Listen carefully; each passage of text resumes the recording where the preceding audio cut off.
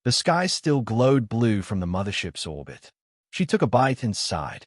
They really weren't ready for Earth. Retreat is the only option. The once proud banner of the Valkyrie Empire flickered on screens across the globe, partially pixelated and stained with what appeared to be ketchup. Groktul stood stiffly on the bridge, armor singed, his left mandible twitching involuntarily. "This planet is cursed," he muttered. Reports were coming in from every continent. His elite suppression squads were being overwhelmed, not by military resistance, but by Earth itself.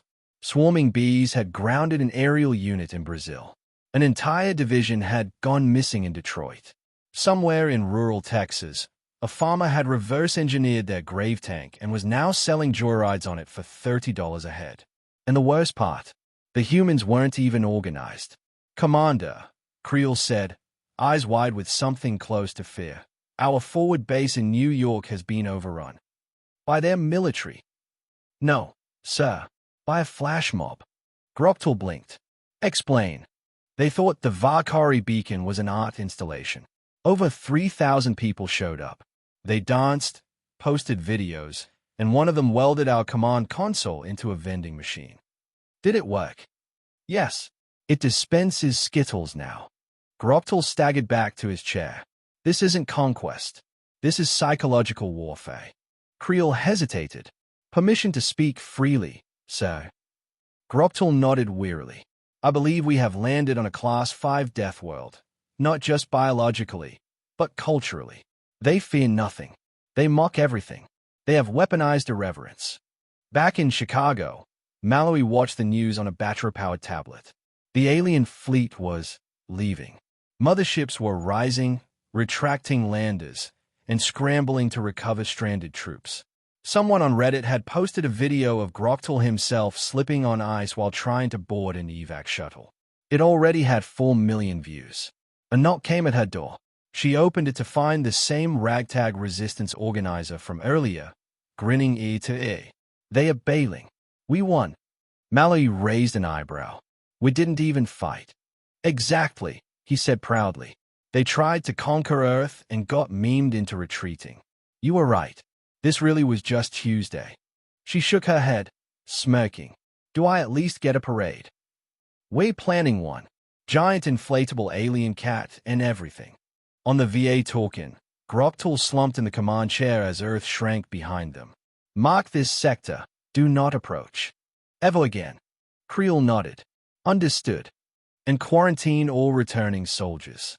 Some of them have started quoting Earth media. One keeps shouting Yippee every time he opens a door." Groktul groaned. "This campaign will haunt the Empire for centuries. What shall we report to the High Overlord?" Groktul stared out at the stars, eyes hollow. "Tell him we were defeated." A pause. "By sarcasm."